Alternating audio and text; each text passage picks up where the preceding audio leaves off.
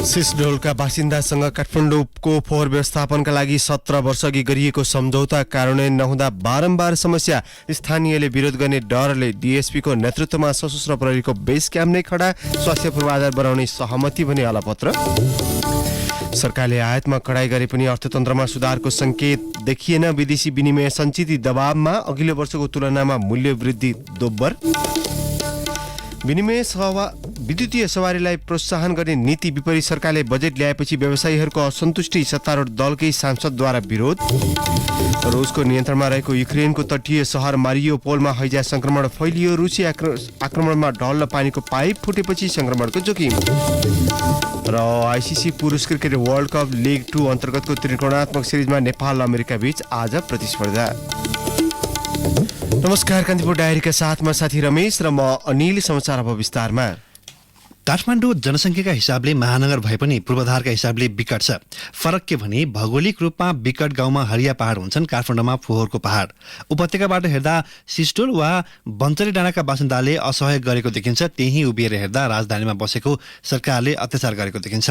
खासमा फोहोर व्यवस्थापन गर्ने प्रक्रिया कसरी भयो, यसका लागि इतिहासदेखि वर्तमानसम्म मात्र होइन, राजधानीका घर घरका भान्सादेखि बन्चरी डाँडासम्मको यात्रा गर्नुपर्छ। काठमाडौँ उपत्यकाका घरबाट दिनमा 1200 टन फोहोर निस्कन्छ। टिपर ठुला र साना हुन्छन्। फोहोर पनि हिउँदमा हलुका र बर्खामा गरौँ हुन्छ। त्यसैले औसतमा एउटा टिपरले 8.5 टन फोहोर बोक्छ, अर्थात् दैनिक औसत 150 टिपर फोहोर विसर्जन गर्नुपर्छ। त्यसमध्ये करिब आधा अर्थात् 545 टन फोहोर काठमाडौँ महानगरको मात्र हो। काठमाडौँका 10, ललितपुरका 3 र भक्तपुरका 3 नगरपालिकाको फोहोर पनि यही मिसाइन्छ। भक्तपुर नगरपालिकाले फोहोर आफै व्यवस्थापन गर्छ, तर काभ्रेको बनेपा नगरपालिकाको फोहोर भने यतै ल्याइन्छ। महानगरपालिकाको फोहोर उठाएको शुल्क लिँदैन, निजी कम्पनीहरूले भने पैसा लिन्छन्। परिवारले 300-400 र अस्पताल तथा मल जस्ता संस्थाले 40,000सम्म रुपैयाँ तिर्छन्। फोहोर मैला तथा सरसफाई व्यवसायी संघका महासचिव मित्रप्रसाद घिमिरेका अनुसार अहिले काठमाडौँमा 32 निजी कम्पनीले फोहोर उठाइरहेका छन्। फोहोर मैला व्यवस्थापनमा विद्यावारिधि गरेकी अल्का सापकोटा भन्छिन्, ट्रान्सफर स्टेसनलाई रिकभरी सेन्टर बनाउने हो। सकेसम्म कमभन्दा कम फोहोर ल्यान्डफिलमा जाओस् भन्ने हुन्छ। सबै कुराको लागत घटाउन सकियोस् भनेर यसको स्थापना गरिएको हुन्छ। तर महानगरले यो स्टेसनको सदुपयोग गर्न सकेको छैन। निजी क्षेत्रले उठाएको फोहोर ल्यान्डफिल साइटमा फाल्न दिए बापत महानगरपालिकाले प्रति टिपर 400 रुपियाँ प्रवेश शुल्क लिन्छ। यो बीचमा पनि कम्पनीहरूले नाफा कमाइरहेका छन्। निजी क्षेत्र र महानगरले सङ्कलन गरेको फोहोर व्यवस्थापन गर्ने विषयमा ल्यान्डफिल साइटका बासिन्दा र महानगर बीच द्वन्द्व चलेको निकै लामो समय भयो। 2062 सालमा काठमाडौँको फोहोर काठमाडौँको गोकर्णमा विसर्जन गर्ने गरिन्थ्यो। यसका लागि सरकारले 200 भन्दा बढी जग्गा अधिग्रहण गरेको थियो, तर फोहोरको मात्रा बढी भएर ठाउँ कम भएकाले 2052 साल अघि नै विकल्प खोज्न थालिएको हो। तर तत्कालीन विकल्प खोज्न पनि 10 वर्ष लागेको थियो। 2 वर्षका लागि नुवाकोटमा तत्कालीन ओखर पौवा गाविस 4 सिसडोलमा सेन्टरी ल्यान्डफिल साइट सञ्चालन गर्न जेठ 1, 2062 मा सम्झौता भएको थियो। सिसडोलको 145 रोपनी सार्वजनिक र अधिग्रहण गरिएको 287 गरी 432 रोपनीमा ल्यान्डफिल साइट बनाउन सम्झौता गरिएको थियो। 2062 मा सम्झौता गरिए पनि सिसडोलमा अहिलेसम्म अस्पताल बन्न सकेको छैन। तर स्थानीय विरोधमा उत्रिएलान् भनेर डीएसपीको नेतृत्वमा 30 सशस्त्र प्रहरीको बेस क्याम्प खडा गरिएको छ। सुरक्षाकर्मी राइफलमा गोली लोड गरेर तैनात छन्, तर स्वास्थ्य चौकीमा न दरबन्दीका स्वास्थ्यकर्मी छन् न सिटामोलको गोली। अहिले पनि झाडा पखालाका 45 बिरामी छन्, तर स्थानीय तहमा जीवन जल समेत उपलब्ध छैन। अर्थतन्त्रका बाह्य सूचकमा दबाव परेपछि सरकार र राष्ट्र बैंकले आयातमा कडाई प्रयास गरे पनि अर्थतन्त्र सम्हालिने संकेत देखिएको छैन। राष्ट्र बैंकले सार्वजनिक गरेको 10 महिना साउनदेखि वैशाखसम्मको वित्तीय विवरणले सबैजसो सूचकको ओह्रालो यात्रा यथावत देखिएको छ। मुलुकको विदेशी मुद्रा सञ्चित वैशाखमा थप 21 अर्ब 4 करोड रुपियाँले घटेको छ। वैशाख मसान्तसम्म विदेशी मुद्रा सञ्चित 11 खर्ब 46 अर्ब 88 करोड रुपियाँमा झरेको छ। चैत मसान्तसम्म यस्तो सञ्चित 11 खर्ब 67 अर्ब 92 करोड थियो। 2078 असार मसान्तमा भने 13 खर्ब 79 अर्ब 3 करोड रुपियाँ बराबर थियो। 10 महिनामै यस्तो सञ्चित 18% कमी आएको हो। अमेरिकी डलरमा यस्तो सञ्चित झन धेरै घटेको छ। 2078 असार मसन्तमा 11 खर्ब 75 करोड डलर रहेकामा 2079 वैशाख मसन्तमा 21.1% कमी आइ 9 अर्ब 28 करोड डलर कायम भएको छ। कुल विदेशी विनिमय सञ्चितमा भारतीय मुद्राको अंश 25.1% छ। पछिल्लो आयातमा का आधारमा मान्दा बैंकिङ क्षेत्रसँग रहेको विदेशी मुद्राले 6.57 महिनाको वस्तु तथा सेवा आयात धान्न सक्ने राष्ट्र बैंकले जनाएको छ। मुलुकको भुक्तानी अवस्थाको घाटा पनि वैशाख महिनामा मात्रै 20 अर्ब 24 करोड थपिएको छ। साउनदेखि वैशाख मसन्तसम्म 2 खर्ब 88 अर्ब 50 करोडले भुक्तानी सन्तुलन घाटामा छ। चैतसम्म यस्तो घाटा 2 खर्ब 68 अर्ब 26 करोड थियो। अघिल्लो वर्ष वैशाख मसन्तसम्म यस्तो शोधनान्तर स्थिति 7 अर्ब 75 करोड बचतमा थियो। मुलुकमा भित्रने र बाहिरिने रकमको अन्तरलाई शोधनान्तर स्थितिले जनाउँछ। मुलुकमा भित्रने भन्दा बाहिरिने रकम बढी हुँदा शोधनान्तर स्थिति घाटामा जान्छ। 10 महिनामा चालु खाता 5 खर्ब 47 अर्ब 36 करोड घाटामा छ। अघिल्लो वर्षको सोही अवधिमा चालु खाता 2 खर्ब 51 अर्ब 29 करोड घाटामा थियो। मुलुकको 10 महिनाको व्यापार घाटा संशोधित बजेटको हाराहारी पुगेको छ। यस अवधिमा व्यापार घाटा 14 खर्ब 31 अर्ब पुगेको छ। संशोधित चालु आर्थिक वर्षको बजेट आकार 14 खर्ब 47 अर्ब हो।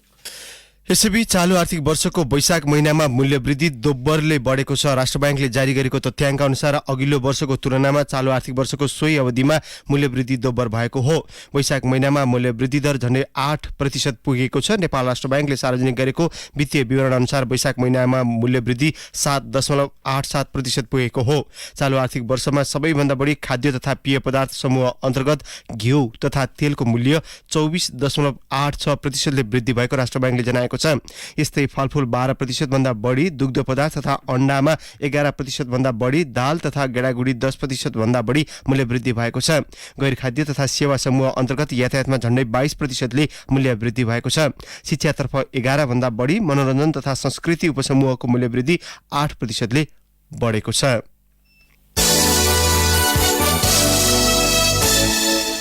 द्विपक्षीय हित र पारस्परिक सम्बन्धमा जोड दिँदै नेपाल भ्रमणमा रहेका अमेरिकी सेनाको एसिया प्रशान्त क्षेत्र प्रमुख चार्ल्स ए फिलनले काठमाडौँमा हिजो उच्चस्तरीय भेटवार्ता गर्नुभएको छ।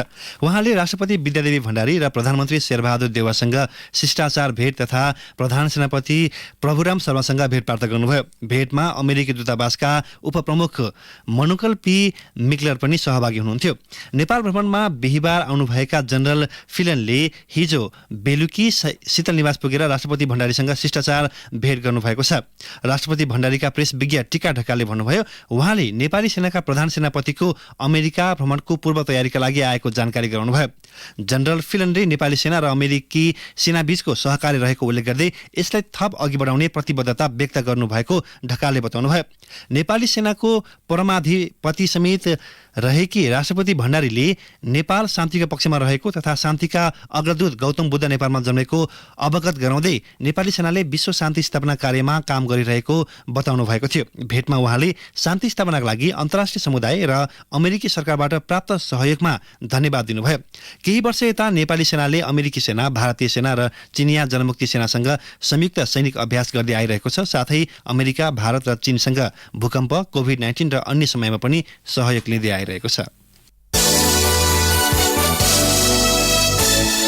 बलात्कार तथा यौन हिंसाको उजुरीमा हदम्याद हटाउने विषयमा कांग्रेस र एमाले एकमत देखिएका छन्। माओवादी सांसद भने हदम्याद बढाउनु पर्ने पक्षमा उभिएका छन्। सरकारले संसदमा पेश गरेका यौन हिंसा विरुद्धका केही ऐनलाई संशोधन गर्न जारी अध्यादेशको प्रतिस्थापन विधेयकमा संशोधन प्रस्ताव राख्ने क्रममा सत्तारूढ दलका सांसदको फरक धारणा आएको हो। मुलुकी अपराध संहिता 2074 को दफा 229 मा भएको 1 वर्षीय हदम्याद हटाउनु पर्नेमा कांग्रेस र एमाले सांसद एकमत देखिएका छन्। उनीहरूले औपचारिक रूपमा संशोधन पेश गरेका छन्। एमाले सांसद बिन्दा पाण्डे, बीना श्रेष्ठ, विद्या भट्टराई, गोमा देवकोटा, तीर्था गौतम, विमला विश्वकर्मा र पवित्रा निरौलाले थुनामा रहेका व्यक्ति वा आफ्नो संरक्षण वा सुरक्षणमा रहेको व्यक्ति र कार्यालय वा पेशागत सेवा प्राप्त गर्ने व्यक्तिसँग करणी गर्ने, यौन दुर्व्यवहार गर्ने, बाल यौन दुरुपयोग गर्ने, अप्राकृतिक मैथुन गराउने अन्तर्गतका कसुरमा थाहा पाएको मितिले 1 वर्षीय हदम्यादको अवधि हटाउनु पर्ने संशोधन दर्ता गराएका छन्। संशोधन प्रस्तावमा भनिएको छ जबरजस्ती करणी जस्तो जघन्य अपराधको हकमा उजुरीका लागि राखिएको हदम्यादको अवधि हटाउने अनुसन्धान र अभियोजन प्रक्रियालाई समयअनुसार सुदृढ गर्दै जाने। कांग्रेसका सांसद गगन थापा, पुष्पा भुसाल, डिला संग्रौला, रंगमती शाही, महेन्द्र कुमार लिम्बू, मीना सुब्बा, विमला नेपाली, लक्ष्मी परियार, प्रमिला राई, हिरा गुरुङ, मीनाक्षी झा, सरवत आरा खान र सुजता परियारले पनि हदबन्दी हटाउनुपर्ने मागसहित संशोधन दर्ता गराएका छन्। माओवादीका सांसद रेखा शर्मा, अमृता थापा, योसेदा सुवेदी गुरुङ, पूर्णकुमारी सुवेदी, पार्वती कुमारी विसुङखेले नाबालिका बलात्कारमा परेमा बालिग भएको मितिले 5 वर्षसम्म उजुरी दिन सक्ने हदम्याद राख्नुपर्ने भन्दै संशोधन राखेका छन्। कान्तिपुर डायरीमा अब ब्रेकको पालो। ब्रेकपछि कान्तिपुर डायरीमा अब कान्तिपुर सविस्तारको पालो। कान्तिपुर सविस्तार। विद्युतीय सवारीलाई प्रोत्साहन गर्ने घोषणा वार्षिक नीति तथा कार्यक्रममा गरेको सरकारले त्यस विपरीत बजेट ल्याएको छ। निजी प्रयोजनका 4 पाङ्ग्रे विद्युतीय सवारी साधनमा भन्सार शुल्क बढाउनका साथै अन्तर शुल्क लगाउने निर्णयको विपक्षी मात्र होइन, सत्तारूढ सांसदहरूले नै विरोध गरेका छन्। सरकारी निर्णयले आफ्नो लगानी जोखिममा पर्ने भन्दै विद्युतीय सवारीका व्यवसायीले असन्तुष्टि जनाएका छन्। त्यसैले वृद्धि गरिएको भन्सार महसुल र अन्तर शुल्क हटाउन व्यवसायीको माग छ। विद्युतीय सवारीमा पनि निजी सवारीको हकमा 100 किलोवाटसम्म पुरानै दर अर्थात् भन्सार 10% कायम राखिएको छ। तर 100 देखि 200 किलोवाटसम्मका सवारीमा अन्तशुल्क र भन्सार 30% कायम गरिएको छ। 200 देखि 300 किलोवाटसम्मका विद्युतीय सवारीको भन्सार दर र अन्तशुल्क 45% तथा 300 किलोवाट भन्दा बढीमा भन्सार शुल्क र अन्तशुल्क 60% कायम गरिएको छ। यसअघि विद्युतीय सवारीमा अन्तशुल्क लगाउने गरिएको थिएन। अन्तशुल्क र भन्सार दुवैमा गरिएको वृद्धिले 100 किलोवाट माथिका विद्युतीय सवारीमै भारी मूल्य वृद्धि हुने देखिन्छ। नाडा अटोमोबाइल्स एसोसिएसन अफ नेपालका अनुसार त्यस्ता सवारीमै 20 लाखदेखि 80 लाखसम्म मूल्य बढ्नेछ। विद्युतीय सवारीको प्रयोगमा प्रोत्साहन गर्ने दावी गरेको सरकारले आफ्नै नीति विपरीत रहेर करमा वृद्धि र अन्तशुल्क लगाएको व्यवसायीको आरोप छ। नाडा अटोमोबाइल्सका अध्यक्ष ध्रुव थापा, यो अलिक अस्वाभाविक वृद्धि भयो कि अब सरकारले हरेक पटक बोल्दाखेरि पनि अब विद्युतीय सवारी साधनलाई चाहिँ प्राथमिकतामा राखिनेछ भनेको छ। भनाइ र गराइमा चाहिँ फरक छ। यो मूल्य वृद्धि थोरै भएको भए त अब खासै त्यति फरक नपर्थ्यो होला। 100 किलोवाट भन्दा माथिकोलाई त अब ठुलै असर पर्छ। अब सामान्यतया अब एउटा 50 लाख पाउने गाडी अब 70 लाख 75 लाख तिर्नु पर्दाखेरि त मान्छेलाई गाह्रो चाहिँ परिहाल्छ। विद्युतीय सवारी साधनको प्रयोग बढाउन 50 स्थानमा चार्जिङ स्टेशनहरू सञ्चालन गर्ने बजेटमा उल्लेख छ। बर्खायाममा मुलुकभित्र उत्पादित विद्युत खेर जाने अवस्थालाई ध्यान दिँदै विद्युतीय चुलो, उपकरण तथा यातायातका साधन प्रयोग गरी थप विद्युत खपत गर्न प्रेरित गर्ने भनिएको छ। तर विद्युतीय सवारी प्रोत्साहन गर्ने बताउँदै आएको सरकारले करको भार थोपर्ने नीति अख्तियार गरेकोमा चौतर्फी आलोचनाको सामना गर्दैछ। पूर्व अर्थमन्त्री विष्णु पौडेलले सरकारले विद्युतीय सवारी साधनको प्रयोगलाई निरुत्साहित गर्न खोजेको आरोप लगाउनुभयो। रक्सी, चुरोट, सुर्ती जस्ता चीजहरूमा अन्तशुल्क को प्रबन्ध गर्ने हाम्रो प्रचलन छ। अब हामी के गर्ने भयो त भन्दाखेरि विद्युतीय सवारी साधनको इम्पोर्टमा पनि अन्तशुल्क लगाउने भयो। अब यसको अर्थ के भनेदेखि हामी अब विद्युतीय सवारी साधनको प्रयोगलाई हामी डिस्करेज गर्दैछौँ। फेरि पनि हामी डिजेल पेट्रोलकै भेहिकलहरूलाई इन्करेज गर्दैछौँ र हामी भोलि इनर्जी स्पिल होला मतलब छैन। तर महँगो तेल किनेर, महँगो पेट्रोल डिजेल किनेरै सवारी साधन चढ्न विवश हुनेछौँ। प्रतिपक्षी दल नेकपा एमाले मात्र होइन, सत्तारूढ नेकपा माओवादी केन्द्रकै नेताहरूले पनि सरकारको दोहोरो चरित्रको खुलेर विरोध गरेका छन्। पूर्व अर्थमन्त्री समेत रहेका माओवादी नेता वर्षमान पुन विद्युतीय सवारीमा गरिएको कर वृद्धिको खिलाफमा हुनुहुन्छ। इन्धन आयातलाई प्रतिस्थापन गर्नुका साथै विद्युतको आन्तरिक खपत बढ्ने हुनाले यस्ता सवारीमा कर बढाउने निर्णय अपरिपक्व रहेको भन्दै पुनर्विचार गर्नुपर्ने उहाँको तर्क छ। विद्युतीय गाडीले एकातिर चाहिँ हाम्रो चाहिँ पेट्रोलियम प्रडक्टको आयातलाई प्रतिस्थापन गर्छ, अर्कोतिर हामीले हाम्रो विद्युत जो सरप्लस छ त्यो विद्युत प्रयोग गर्छ र हाम्रो पैसा हामीसँगै रहने अवस्था हुन्छ। यसले चाहिँ हाम्रो अर्थतन्त्रलाई ठिक दिशातिर आत्मनिर्भर अर्थतन्त्र लैजाने, यसमा ध्यान जाने नै छ कि कहीँ न कहीँ अलिक धेरै बढी 70-80% को चाहिँ कर वृद्धि हुँदा कि फेरि फर्केर हामी चाहिँ पेट्रोलियम गाडी, डिजेलको गाडीतिरै फर्किने जस्तो अवस्था बनेको छ। आर्थिक वर्ष 2076-77 को बजेटमा तत्कालीन अर्थमन्त्री युवराज खतिवड़ाले विद्युतीय सवारीमा 80% सम्म अन्तशुल्क राख्दा चर्को विरोध भयो। मन्त्री परिषदबाट घटाएर 10% मा झारिएपछि विरोधको स्वर केही मत्थर भएको थियो। चालू आर्थिक वर्षका लागि विष्णु पौडेलले ल्याएको विनियोजन विधेयकमा 10 वर्षभित्र साना सवारीलाई विद्युतीय सवारीले प्रतिस्थापन गर्ने भन्दै अन्तशुल्क पूर्ण खारेज गरिएको थियो। पछि प्रतिस्थापन विधेयक ल्याउँदा सो व्यवस्था यथावत राखेका अर्थमन्त्री जनार्दन शर्माले अहिले भने विद्युतीय सवारीको क्षमता अनुसार 30 देखि 60% सम्म अन्तशुल्क र सोही दरमा भन्सार महसुल तोक्नु भएको छ। यद्यपि अर्थमन्त्री शर्मा भने बजेटमा भएको व्यवस्थाले मध्यम वर्गलाई विद्युतीय सवारी किन्न प्रोत्साहन नै गर्ने दावी गर्नुहुन्छ।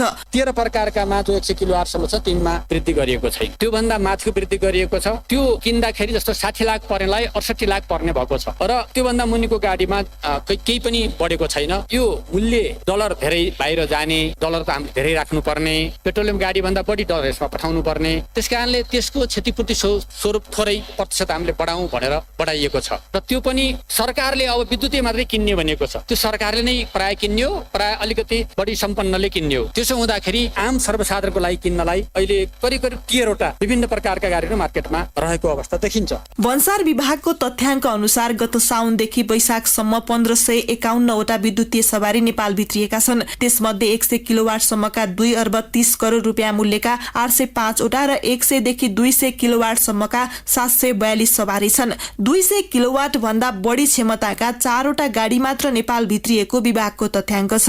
अघिल्लो आर्थिक वर्ष 2077-78 मा 261 वटा मात्रै विद्युतीय सवारी आयात भएको थियो। विद्युतीय सवारी साधनमा बिस्तारै आकर्षण बढ्दै गइरहेका बेला अन्तशुल्क लगाउने र करको दर बढाउने सरकारी निर्णयले यसको प्रयोग निरुत्साहित हुने जोखिम पनि देखिएको छ।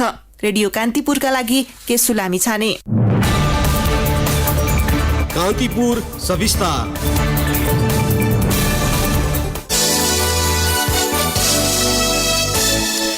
नारायणगढ मुगलिन सडक खण्डको तोपे खोलामा खसेको पहिरो पञ्चाएपछि दुईतर्फी रूपमा नै यातायात सञ्चालनमा आएको छ। हिजो बिहान पौने 9 बजेतिर ठाउँ ठाउँमा खसेको पहिरो आज बिहान 1 बजे सफा गरिसकिएको चितवन जिल्ला प्रहरी कार्यालयका प्रवक्ता डीएसपी नरहरि अधिकारीले जानकारी दिनुभयो। बाटो खुलाउन डिभिजन सडक कार्यालयसँग समन्वय भइरहेको अधिकारीले बताउनुभयो। नारायणगढ मुगलिन सडक र पृथ्वी राजमार्गमा पहिरो खसेका कारण गत बिहिबारदेखि नै सो सडक खण्डको यात्रा प्रभावित बनेको थियो। जिल्ला प्रशासन कार्यालय मोरङले ज्यान मार्ने उद्योगमा मुद्दामा थुनामा रहेका एक प्रतिवादीको मृत्यु प्रकरणमा छानबिन समिति गठन गरेको छ। घटनाको बारेमा सत्य तथ्य छानबिनका लागि सहायक प्रमुख जिल्ला अधिकारी महेश तिमसिनाको संयोजकत्वमा 3 सदस्यीय छानबिन समिति गठन गरिएको मोरङका प्रमुख जिल्ला अधिकारी काशीराज दाहालले बताउनुभयो। सो समितिमा केराबारी गाउँपालिका 2 का वडाध्यक्ष प्रेम बहादुर लिम्बू र प्रहरी निरीक्षक मोहन पोखरेल सदस्य रहेको दाहालले बताउनुभयो। ज्यान मार्ने उद्योगमा प्रहरी नियन्त्रणमा रहेका केराबारी गाउँपालिका 2 का 48 वर्षीय भक्तबहादुर ठकुरीको बिहिबार मृत्यु भएको हो। हाजिरी जमानीमा रहेका ठकुरीलाई इलाका प्रहरी बेलबारीले बुधबार नियन्त्रणमा लिई अदालतमा उपस्थित गराउन बिहिबार सरकारी वकिलको कार्यालय विराटनगर ल्याएको थियो। सरकारी वकिलको कार्यालयमा प्रहरी नियन्त्रणमा रहेकै बेला अचेत भएका ठकुरीको कोशी अस्पतालमा उपचारको क्रममा मृत्यु भएको जिल्ला प्रहरी मोरङका प्रमुख प्रहरी उपरीक्षक शान्तिराज कोइरालाले बताउनुभयो।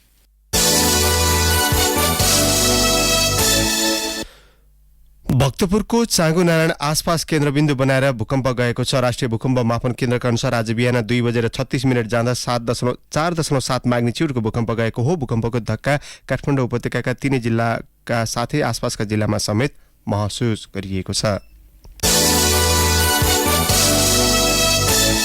बेलायतमा रोजगारीका लागि नेपाली नर्स पठाउने समझदारीमा आगामी साता 2 पक्षबीच हस्ताक्षर हुने भएको छ। श्रम रोजगार तथा सामाजिक सुरक्षा मन्त्री कृष्ण कुमार श्रेष्ठ र नेपालका लागि बेलायती राजदूत निकोला पोलिट बीच हिजो भएको भेटका क्रममा श्रम समझदारीको तयारीबारे छलफल भएको हो। श्रम समझदारीको मस्यौदा बनाउन गठित दुवै मुलुकका प्रतिनिधि सम्मिलित समितिले अन्तिम मस्यौदा तयार पारिसकेको मन्त्रालयले जनाएको छ। पहिलो चरणमा 2000 नर्स पठाउने सरकारको तयारी छ। त्यसका लागि वैदेशिक रोजगार विभागको क्षमता अभिवृद्धि, छात्रवृत्तिको अवसरका साथै नर्सिङ कलेजहरूको क्षमता अभिवृद्धिमा बेलायत सरकारबाट सहयोगको अपेक्षा गरिएको मन्त्री श्रेष्ठले बताउनुभयो। रोजगारीका लागि बेलायत जाने नर्सले कुनै पनि शुल्क बुझाउनु नपर्ने प्रस्ताव गरिएको छ। मन्त्री श्रेष्ठले गण्डकी प्रदेशको तनहुँ जिल्लामा कम्तीमा 100 बेडको नर्सिङ कलेज सहितको अस्पताल निर्माण गर्ने योजना रहेको बताउँदै बेलायत सरकारबाट सहयोगको अपेक्षा व्यक्त गर्नुभयो। भेटमा नेपाली श्रमिकहरूलाई बेलायतमा रोजगारीका लागि निर्माण, ड्राइभिङ, कृषि, होटल व्यवसाय जस्ता अन्य क्षेत्रहरूमा हुने सम्भावना बारे पनि छलफल भएको मन्त्रालयले जनाएको छ। कान्तिपुर डायरीमा पुनः ब्रेकको पालो। अब आर्थिक प्रसङ्ग। स्वदेशी उत्पादनलाई बढुवा दिने गरी सरकारले आयातित जुत्ता चप्पलमा 40% भन्सार महसुल लगाए पनि चोरी पैठारी नरोकिएसम्म स्वदेशी उद्योग फस्टाउन नसक्ने व्यवसायीले बताएका छन्। उनीहरूले अवैध जुत्ता भित्रिने काम नरोकिएकाले समस्या समाधानका लागि सरकारलाई आग्रह समेत गरेका छन्। फुटवेयर म्यानुफ्याक्चर एसोसिएसनका उपाध्यक्ष रुद्र न्यौपानेले कर छली गरेर भित्राइएका अवैध जुत्ता चप्पलका कारण स्वदेशी उत्पादनले प्रतिस्पर्धा गर्न नसक्ने बताउनुभयो। वाणिज्य, राजस्व, सशस्त्र पुलिस, आर्मी फोर्स लगायतको सबैले मिलेर बोर्डरमा भएका सिडिओले आफैले पनि तदरुपताका साथ लाग्ने हो भने यो बन्द हुन सम्भव छ। बजेट मार्फत जुत्ता चप्पल निर्यात गर्दा 8% अनुदानको व्यवस्था गर्ने सरकारको नीतिको व्यवसायीले स्वागत गरेका छन्।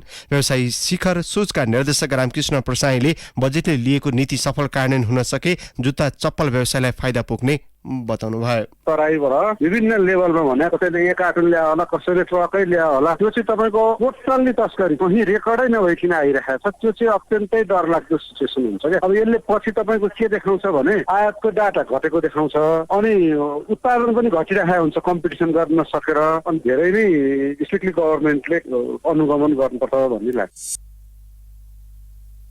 कोरोना बिमामा सरकारले तिर्नुपर्ने रकमको स्रोत खोज्न समिति गठन भएसँगै काममा सक्रियता देखिएको छ। कोरोना बिमा सम्बन्धमा पछिल्लो अवस्थाबारे पूर्ण विवरण पठाउन अर्थ मन्त्रालयले बिमा समितिलाई पत्र पठाएको छ। पत्रमा कोरोना बिमामा हालसम्मका हरेक बिमा कम्पनी अनुसार बीमित संख्या, हालसम्म भुक्तानी भइसकेका र भुक्तानी हुन बाँकी रकम र संख्या पठाउन भनिएको छ।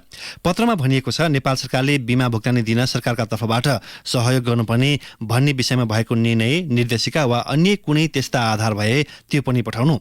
कोरोना बिमा गरेका बीमित मध्ये दोहोरो पर्ने गरी बिमा गरिएको वा आंशिक भुक्तानी पाएकाहरूको विवरण पनि उपलब्ध गराउनु। कोरोना बिमा गरिएका मध्ये राष्ट्र सेवा कर्मचारीको भुक्तानी पाइसकेका र पाउन बाँकी संख्याको विवरण पठाउनु पनि समितिलाई भनिएको छ। कान्तिपुर डायरीमा अब अन्तर्राष्ट्रिय प्रसङ्ग। रुसको नियन्त्रणमा रहेको युक्रेनको तटीय सहर मारियोपोल हैजा संक्रमणको गम्भीर सङ्कटमा फँसेको छ। राष्ट्रसङ्घले जारी गरेको रिपोर्टमा पानी वितरण प्रणालीमा ढल मिसिएपछि हैजा संक्रमणको जोखिम सुरु भएको हो। रुसी आक्रमणका कारण भएको क्षतिका कारण खाना, पानी सहित सरसफाईको कमीका कारण मानिसहरूको जीवन निकै अस्वस्थ रहेको राष्ट्रसङ्घले उल्लेख गरेको छ। खाना र पानी दूषित तथा सरसफाईको कमीका कारण हैजा फैलिने गरेको छ। युद्धका कारण मृत्यु भएकाको शव नउठाइने र फोहोर जम्मा हुँदा मारियोपोल दुर्गन्धित सहरमा परिणत भएको छ। हैजाका कारण सो क्षेत्रमा मानवीय सङ्कटलाई झनै चुनौतीपूर्ण बनाएको छ। खोप र सरसफाईमा ध्यान दिन सके हैजाको महामारी नियन्त्रण गर्न सकिने भए पनि द्वन्द्वग्रस्त सहरमा त्यसलाई कायम राख्नु चुनौतीपूर्ण देखिएको बीबीसीले उल्लेख गरेको छ। अब खेल प्रसङ्ग। आइसिसी पुरुष क्रिकेट वर्ल्ड कप लिग 2 अन्तर्गतको त्रिकोणात्मक सिरिजमा नेपाल र अमेरिका बीच आज प्रतिस्पर्धा हुनेछ। पिएल्यान्डमा खेल नेपाली समयअनुसार राति 9:15 बजे सुरु हुनेछ। नेपाल र अमेरिका बीच भएका पछिल्ला 4 प्रतिस्पर्धामा 3मा नेपाल विजयी भएको थियो भने अमेरिका एक पटक विजयी भएको छ। जारी एक दिवसीय सिरिजमा भएको नेपालको पहिलो खेलमा ओमानसँग 13 रनले पराजित भएको थियो। अमेरिका र ओमान बीच भएको खेलमा अमेरिका भने 114 रनले विजयी भएको थियो। अमेरिका 21 खेलमा 20 अङ्कसहित तालिकाको 4औं स्थानमा छ। नेपाल 13 खेल सहित तालिकाको 6औं स्थानमा छ। लिग 2 को शीर्ष 3मा पर्ने टोलीले सन् 2023 को जुन जुलाईमा जिम्बाब्वेमा हुने विश्वकप छनौटमा स्थान बनाउनेछ। शीर्ष 3 सँगै 4औं र 5औं स्थानमा रहने टोलीले भने अर्को 4 वर्षका लागि एक दिवसीय अन्तर्राष्ट्रिय मान्यता कायम राख्नेछन्। अब मौसम सम्बन्धी जानकारी। प्रदेश 1 मधेस, बागमती र गण्डकी प्रदेश लगायत मुलुकका पहाडी भूभागहरूमा सामान्य बदली रही केही स्थानमा मध्यम वर्षाको सम्भावना रहेको जल तथा मौसम विज्ञान विभागले जनाएको छ। केही बेरअघि 19 डिग्री सेल्सियस मापन गरिएको काठमाडौँ उपत्यकाको अधिकतम तापक्रम आज 28 डिग्रीसम्म पुग्न सक्नेछ। सूर्योदय बिहान 5:08 भयो भने सूर्यास्त भरे साँझ 7 बजे हुनेछ। हवस्, प्रसङ्गसहित कान्तिपुर डायरीको यो बुलेटिन अहिलेलाई यहीँ सकिन्छ। साथी रमेश र म अनिल बिदा माग्छौँ। नमस्कार।